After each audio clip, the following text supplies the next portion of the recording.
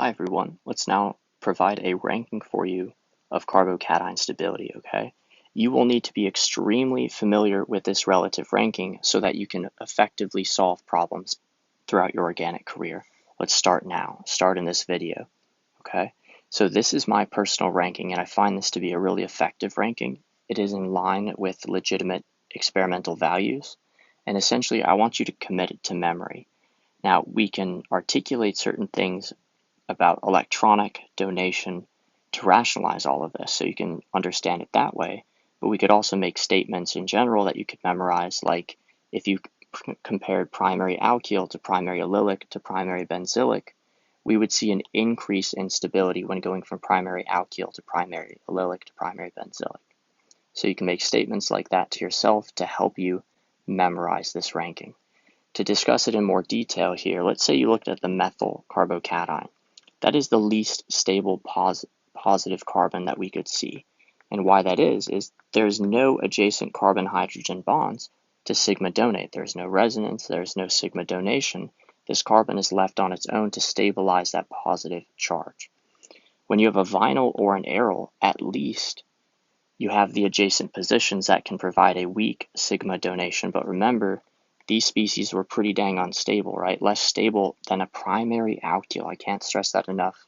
Primary alkyl is more stable than aryl and vinyl. At least there's a little bit of sigma donation. And in the methyl carbocation, which is the least stable, there is none, okay? So then we get into this generic ranking of primary is less stable than secondary, which is less stable than tertiary, okay? And that's what most students are taught right off the bat. So here we have a primary carbon, secondary carbocation, tertiary carbocation, and the difference in stability between the primary, secondary, and tertiary alkyl species is a result of increasing sigma donation. When your carbon, your carbocation, is bonded to more carbons, there are then more bonds that can sigma donate. Here there are a total of 9 bonds that can sigma donate, which again are the sigma bonds from the adjacent carbon-hydrogen bonds or carbon-carbon bonds, whereas there's less sigma donation in the secondary and even less in the primary. So it is sigma donation that differentiates the stability of primary versus secondary versus tertiary alkyl, okay? And then if you looked at primary alkyl versus primary allylic, well, what distinguishes their stability now is the fact that primary allylic has the resonance stabilization from the adjacent pi bond, and accordingly is more stable than primary alkyl, but it is not quite as stable as secondary alkyl. That's kind of interesting, right? We could make the same statement about secondary alkyl and secondary allylic. The secondary allylic is more stable, but not quite as stable as the tertiary alkyl carbocation, okay, as drawn.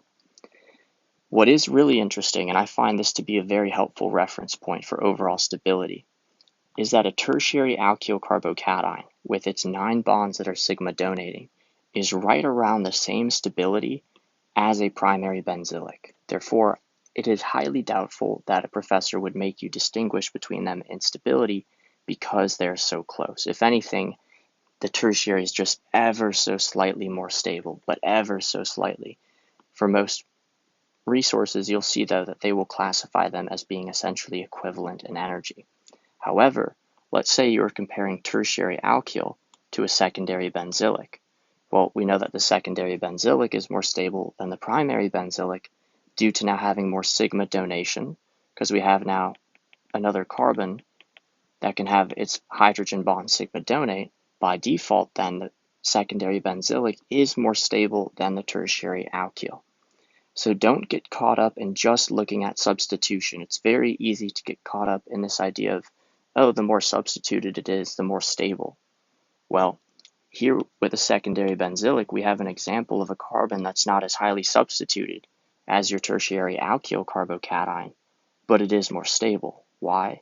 Because there is more electron donation, more net donation to stabilize it, okay? And I think that's really, really important, right? It's not just about the substitution.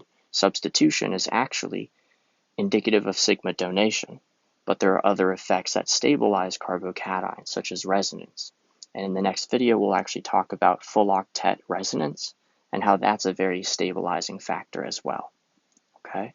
And then, of course, tertiary benzylic would be more stable than secondary benzylic, because now there are more adjacent carbon-hydrogen bonds to sigma donate. Okay, so here's a nuanced ranking. We would say on the far left, you have the least stable, highest energy carbocation, the methyl carbocation. And in this ranking, the most stable structure that I provided, the one that's lowest in energy, would be the tertiary benzylic. But there are structures that are more stable than a tertiary benzylic. For instance, let's say you had a carbocation that was benzylic to 3 benzene rings. Well, this is actually the most stable carbocation that is not engaging in resonance with heteroatoms. This is the most stable carbocation that has just carbon attachments, okay? This is really stable because all 3 of the benzene rings can resonance stabilize that positive, so this would be more stable than the tertiary benzylic for sure, okay? So this is a nuanced ranking. I want you to commit this to memory. I want you to understand why aryl and vinyl are less stable. I want you to understand why we see a difference between primary, secondary, and tertiary. I want you to understand why, if you compare a comparable primary alkyl to a primary allylic, we see a difference in stability. Okay? And I want you to understand that tertiary alkyl is not quite as stable as secondary benzylic. Okay? But tertiary alkyl is right around the same stability as a primary benzylic. They are very, very close, and you probably would not have to differentiate their stability. Now, quick tangent here, but also on a related note, the first reactions that you and I will cover together involve alkenes reacting with a proton electrophile to form a carbocation.